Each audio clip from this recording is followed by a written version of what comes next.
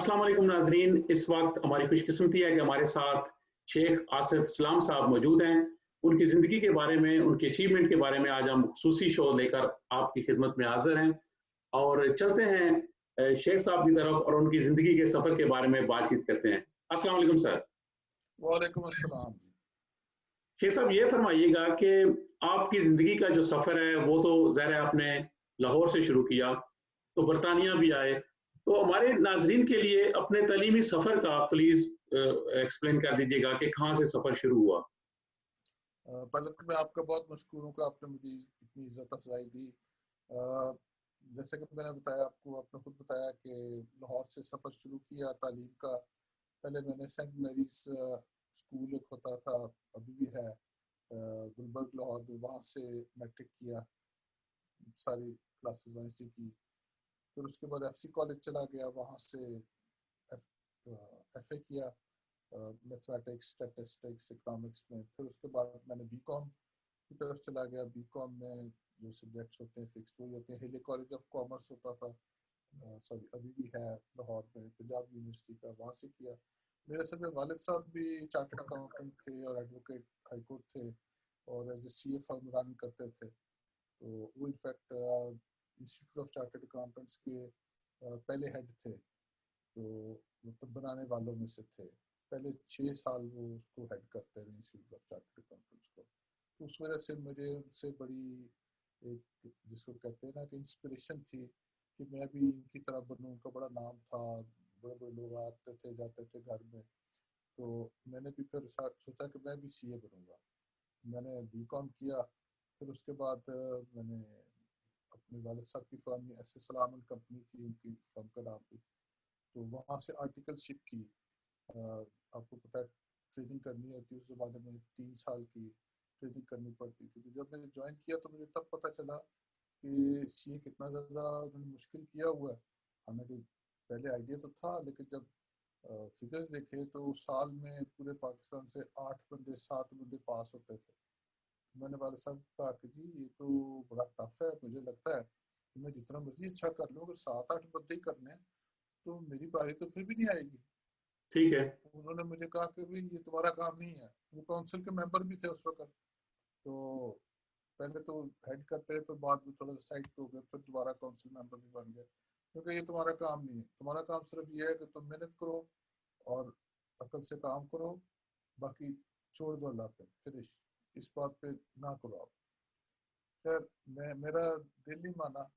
फिर मैंने काफ़ी एनालिसिस वगैरह किए, मैंने काफ़ी रिप्रेजेंटेशन बना के institute of chartered accountants of Pakistan को भेजी एज ए स्टूडेंट कि आप लोग जो कर रहे हैं बिल्कुल गलत कर रहे हैं। ये देखें आपके पेपर्स का म्यार ये है, फलाना है, आप लोगों को फेल कर रहे हैं। ये तो आपके जो एग्जामिनर है ये तो खुद फेल होने के काबिल है। मैंने बड़ा लंबा चौड़ा धुआंधार लिखा। वालिद साहब बड़े नाराज हुए, कहते मैं काउंसिल में मेरी इज्जत खराब हो गई। वो कहते थे तुम्हारे बेटे ने इतना कुछ लिखा है। तो मैं कहा जी फिर, कहते फिर वो कहेंगे कि कहता है वैसे ठीक है। तो उन्होंने 3-4 एग्जामिनर भी फारिग कर दिए, सिस्टम में बड़ी ड्रामेटिक चेंजेस लाए। और जब मैंने इम्तिहान दिया तो 7 के लिए 37 बंदे पास हुए। तो इस तरह मैं पास हुआ। यानी पास होने के लिए मुझे ना सिर्फ पढ़ना पड़ा बल्कि लड़ना भी पड़ा। तो लड़ के और पढ़ के तो मैं पास हुआ। फिर सारे लोग बड़े मेरे जो शुक्रगुजार हुए, और भी जो लोग पास हुए। तो फिर जब मैंने क्वालिफाई कर लिया, 3 साल भी मैंने क्वालिफाई कर लिया ठक ठक कर सारे पास करके, तो जो उनकी स्टूडेंट एसोसिएशन होती थी सीए की, उन्होंने कहा जनाब आप हमारे प्रेसिडेंट बन जाए। मैं कहा जी मैं क्यों बन जाऊँ? उन्होंने कहा जी आपने इतना कुछ किया है एज ए स्टूडेंट स्टूडेंट्स के लिए, तो एज ए सीए भी आप बड़ा कुछ कर सकेंगे। तो मैं उसका, बहुत सालों से बंद पड़ी थी, उसका कोई इलेक्शन नहीं होता था, कोई कुछ, तो मैं उसका पहला सदर बन गया। फिर डेड बॉडी थी वो, उसका नाम था कासा, उसका सदर बन गया। फिर मैंने और रिफॉर्म्स करवाई। फिर मैं बोर्ड ऑफ स्टडीज का मेंबर बन गया।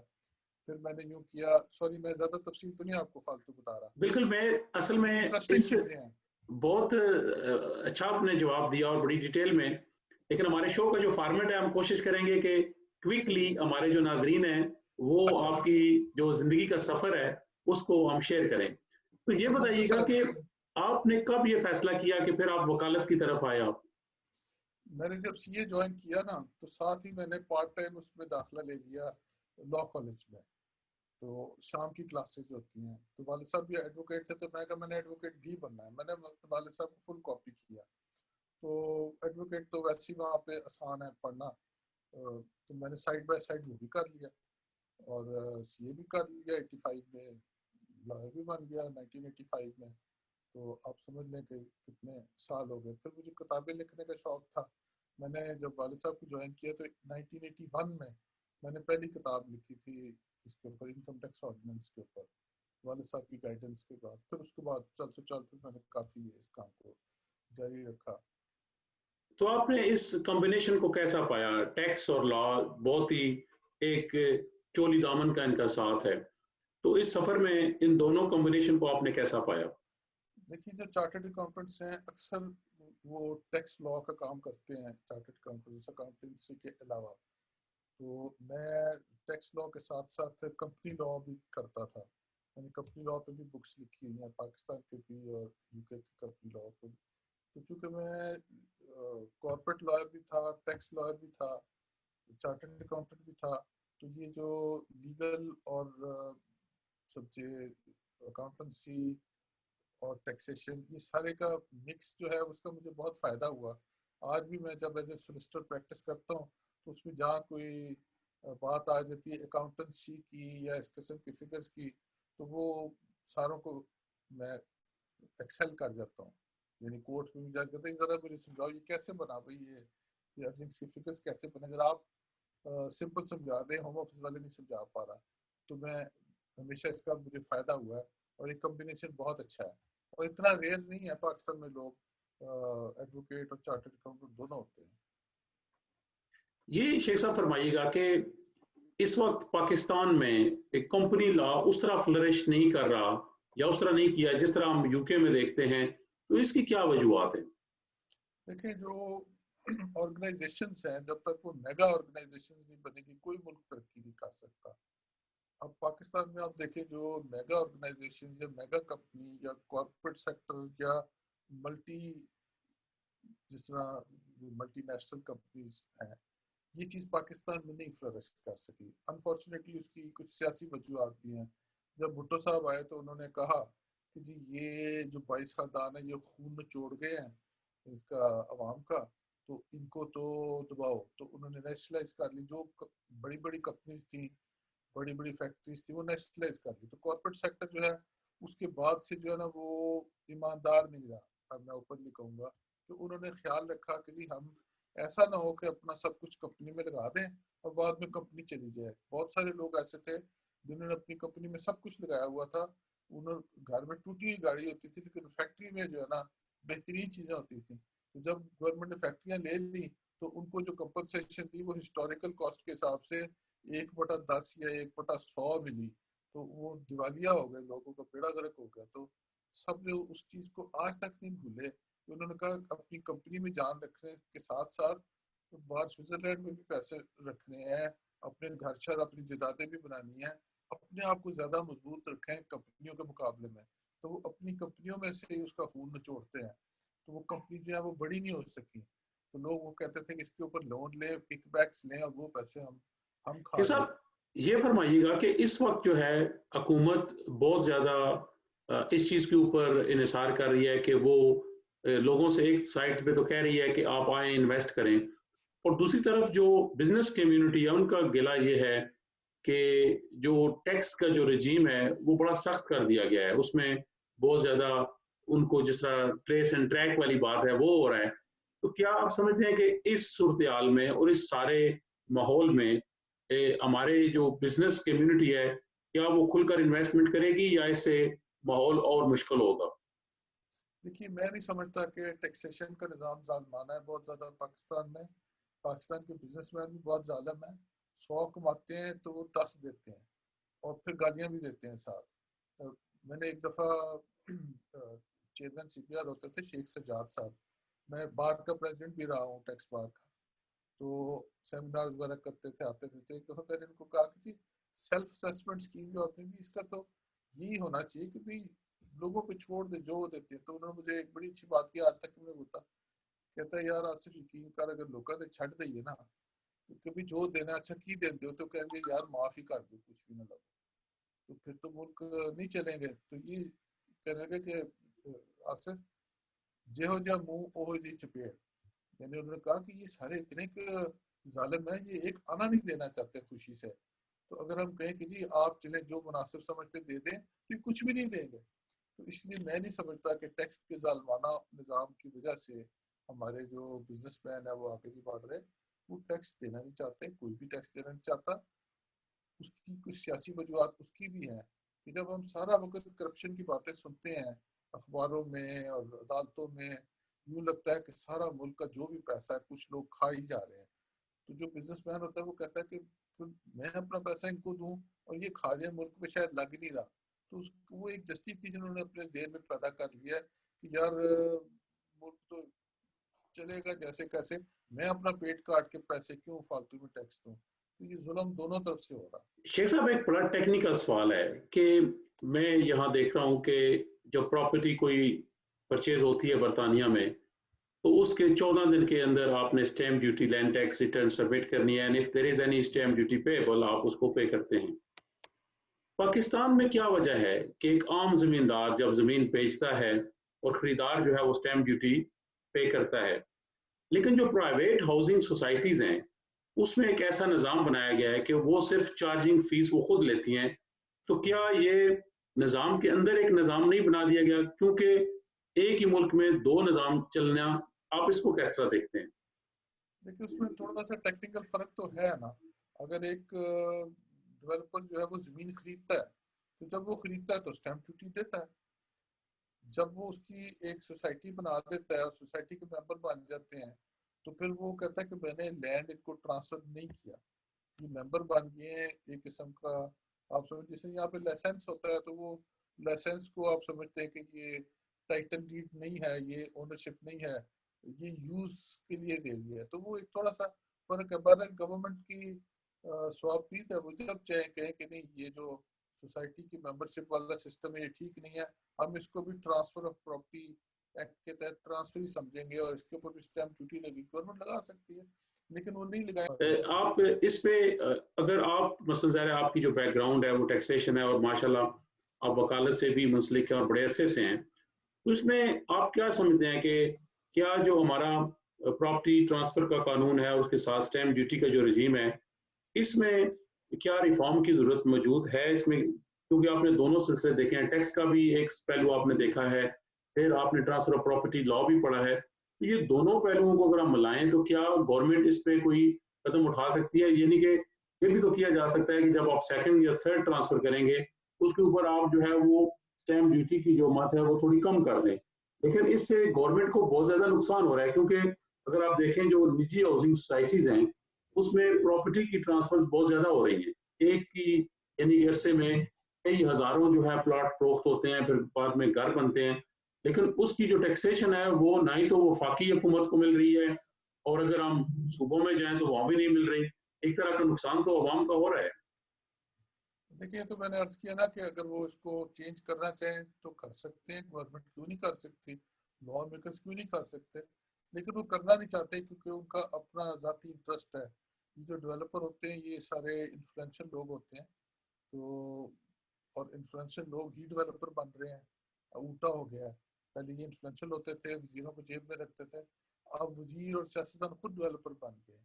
बड़े बड़े लोग जो हैं बड़े बड़ी पोस्टों में जो बैठे हुए हैं वो खुद इंटरेस्टेड है इसके अंदर, उनका अपना इंटरेस्ट है, वो क्यों ऐसा करेंगे। होना चाहिए, क्यों नहीं, टैक्स मिलना चाहिए, हर तरफ से मिलना चाहिए। जो तो लोग शेख साहब, इस वक्त आप बरतानिया में एज ए सोलिसिटर प्रैक्टिस कर रहे हैं, तो आपने कब ये फैसला किया कि पाकिस्तान से आप अपना जो वकालत का जो प्रैक्टिस का सिलसिला है उसको छोड़ें और बरतानिया में आए, और बरतानिया में प्रैक्टिस करके आपको कैसा लगे?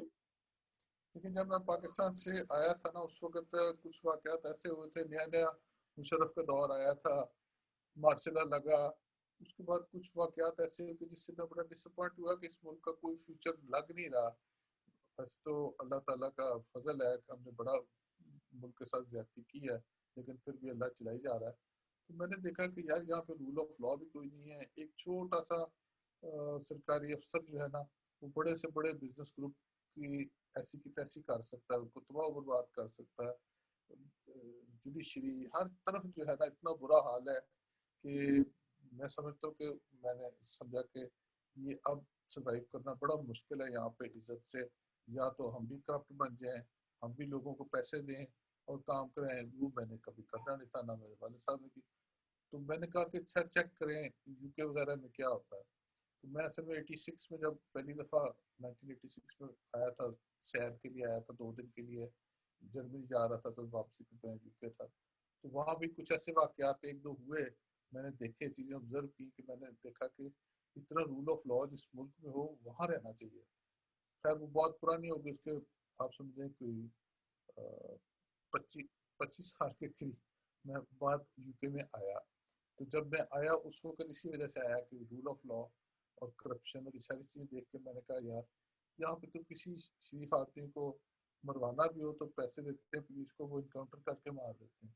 मैं कहा यहाँ पे तो जीने का कोई मजा नहीं है। तो मैं पूरी फैमिली के साथ जो है ना यहाँ पर आया। मैंने जब देखा तो फिर भी यहाँ तो बड़ा बड़ा फ्रेंडली माहौल है।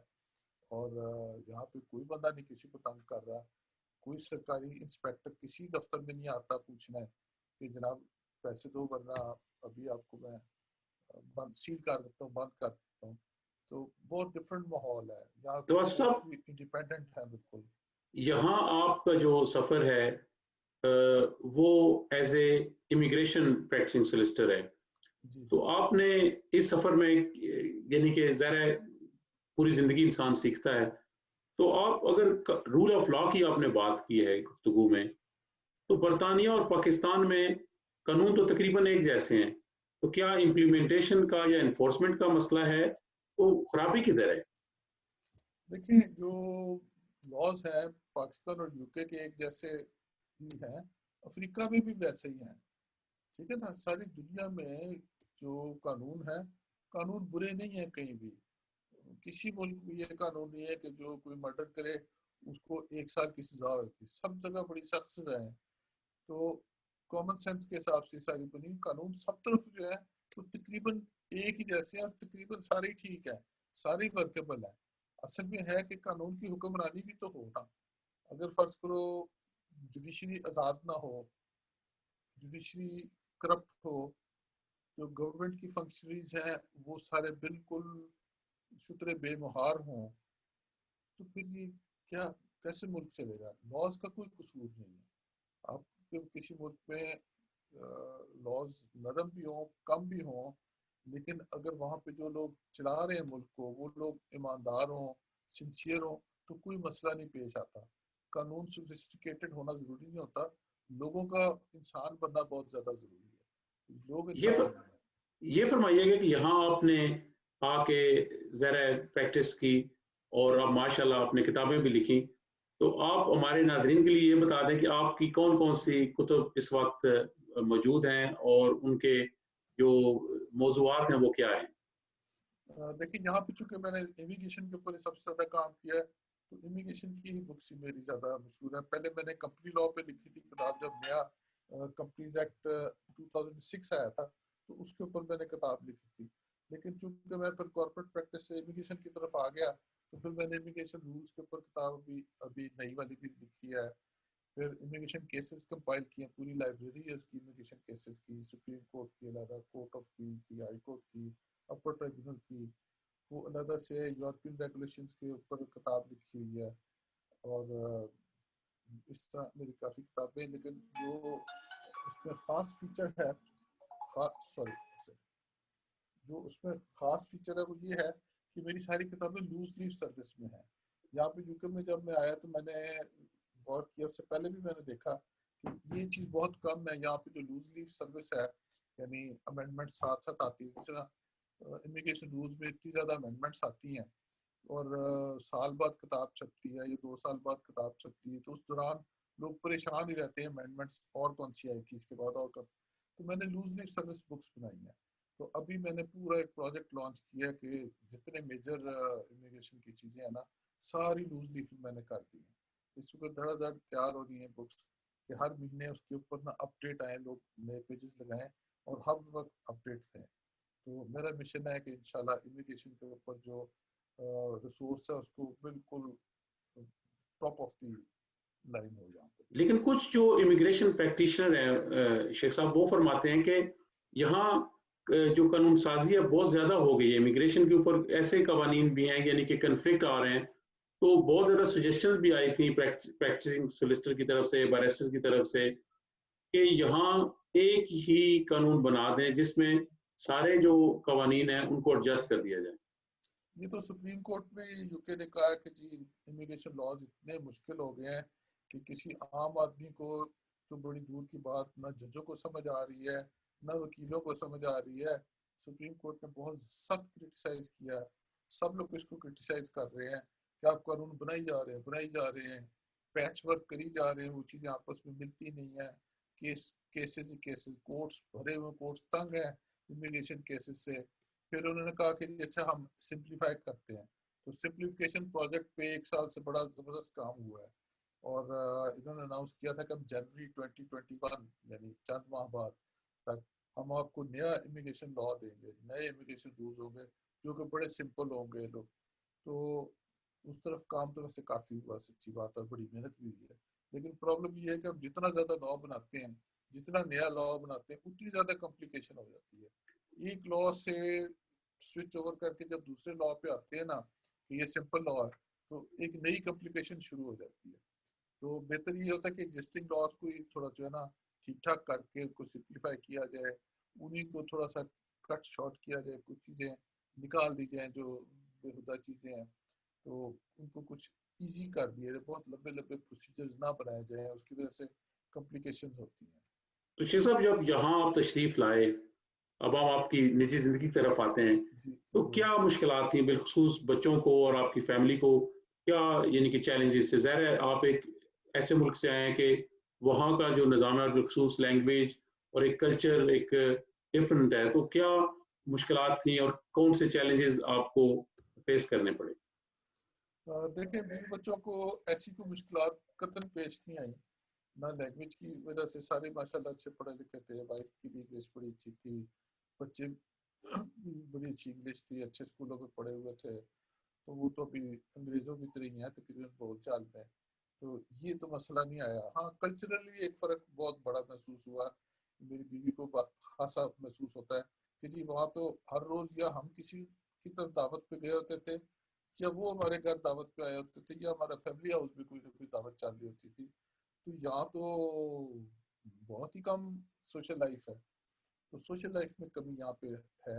लोग जो है सारे अपने अपने भाग दौड़ कर रहे हैं, बशमूल मेरे और सबके, कि हम लोग अपने में मगन हो गए, ये एक थोड़ा सा यहाँ पे फर्क तो है। शेख साहब, आप लाहौर से हैं और लाहौर जो है पाकिस्तान का दिल है और बड़ा रौनकी शहर है।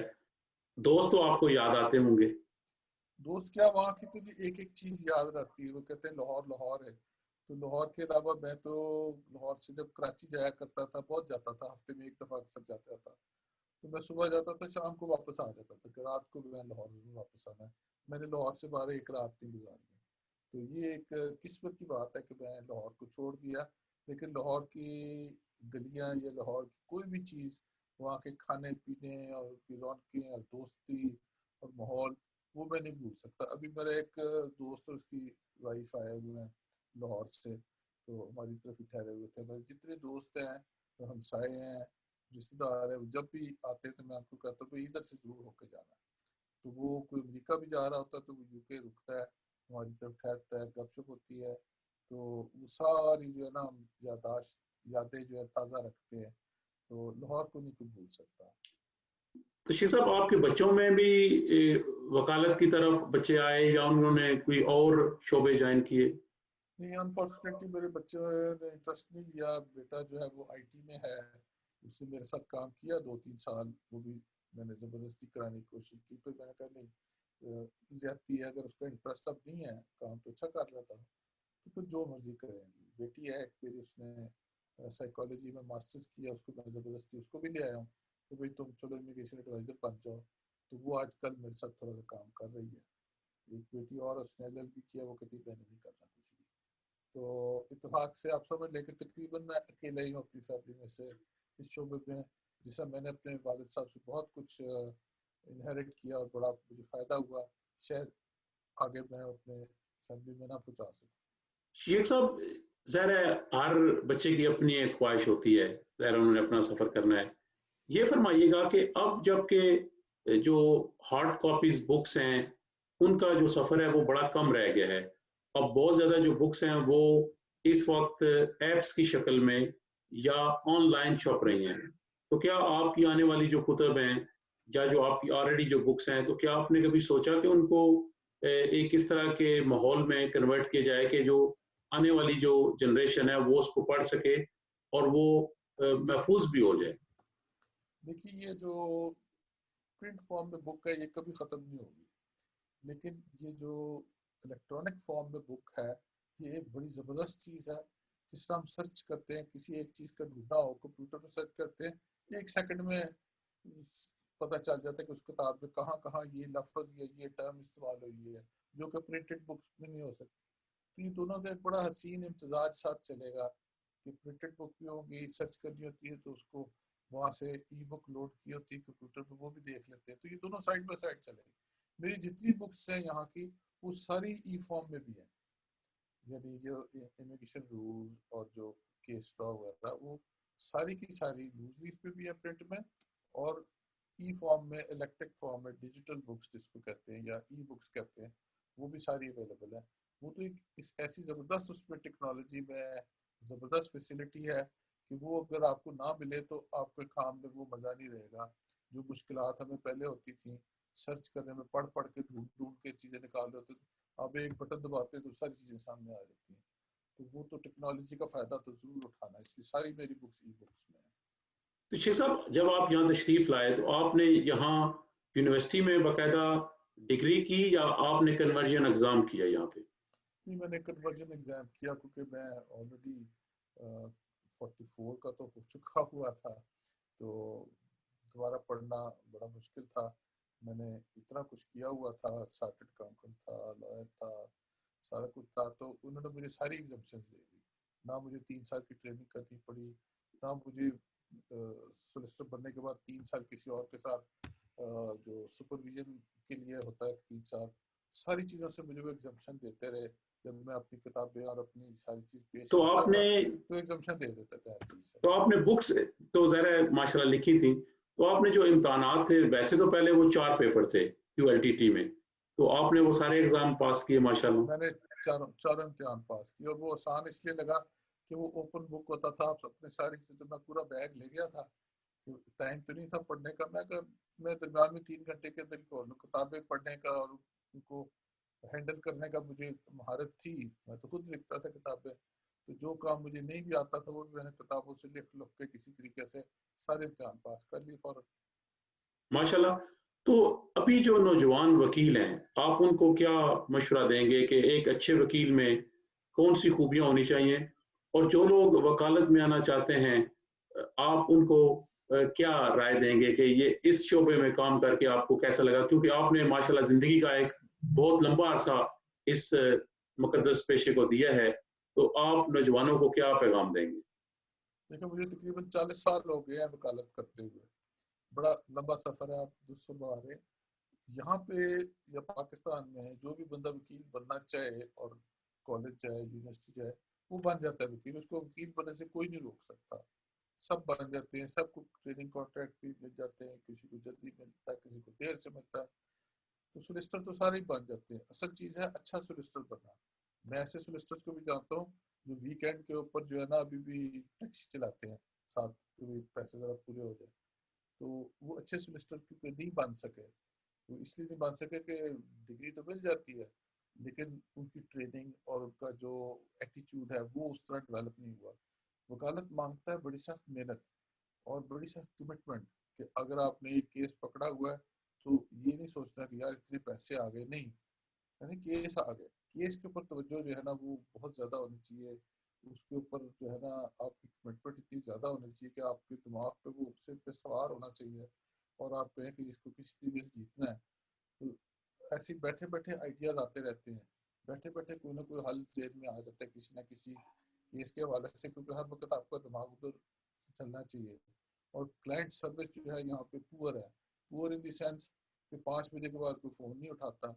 दिन के वक्त भी वकीलों को लोग फ़ोन करते हैं, सोलिसिटर्स को, तो वो कहते हैं कि जी वो तो बिजी है मीटिंग में, तो अच्छा आपको कॉल बैक करेंगे। 2 दिन कॉल बैक नहीं करते, क्लाइंट्स बेचारे बार बार फ़ोन करते हैं। मैंने इस चीज़ को बहुत ज़बरदस्त तरीके से कर्ब किया कि मेरे साथ जितने लोग थे, मैंने कहा भाई आप किसी क्लाइंट के साथ भी बैठे हो तो आप फ़ोन नहीं मिस कर सकते, आपको फ़ोन देखना पड़ेगा। साथ वाले कमरे में जाके सुन लें, लेकिन उसको कह दें कि मैं अभी मीटिंग में हूँ, लेकिन ये नहीं हो सकता कि आप कहें कि मैंने कॉल ही नहीं लेनी। हमेशा अवेलेबल रहें। अपॉइंटमेंट्स लोग नहीं करते, सही तरीके से पहुँचते।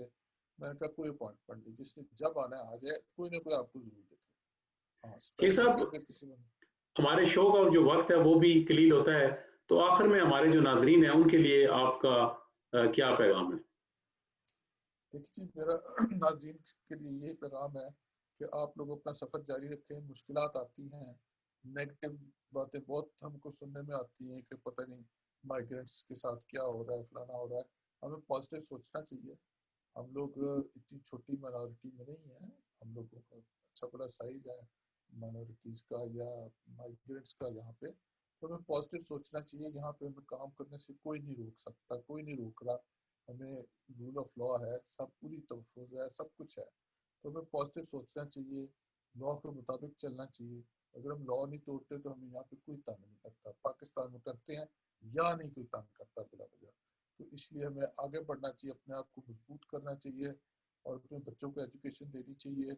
ये नहीं होना चाहिए कि अगर हम यहाँ के टैक्सी चला रहे हैं तो हमारे बच्चे भी टैक्सी चलाएं। नहीं, हम अपना मुल्क छोड़ के आए हैं तो हमने कोई यहाँ पे एक्सेल करना है, कि आगे बढ़ना है, हमें कोई अच्छा काम करना है।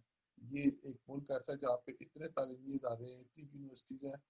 पूरे मुस्लिम वर्ल्ड में जितनी यूनिवर्सिटीज़ हैं उससे ज़्यादा इस छोटे से यूके में है। तो यहाँ की तालीम के जो मौक़े हैं उनका पूरा इस्तेमाल करें, अपने बच्चों को भी करें। अगर हम नहीं कर सके तालीम, जो लोग बेचारे कम पढ़े लिखे यहाँ पे हैं, उनके बच्चे अच्छे पढ़ें और तरक्की करें। तरक्की के यहाँ बहुत मौक़े हैं। शेख साहब, बहुत शुक्रिया आपने हमें ज्वाइन किया। नाजरीन, ये थे हमारे आज के मेहमान शेख आसिफ इस्लाम साहब। इंशाल्लाह आने वाले दिनों में भी इनके साथ बातचीत होती रहेगी। देखते रहें गेस्ट नज़ीर और अपना ख्याल रखें। बहुत शुक्रिया। शुक्रिया बहुत।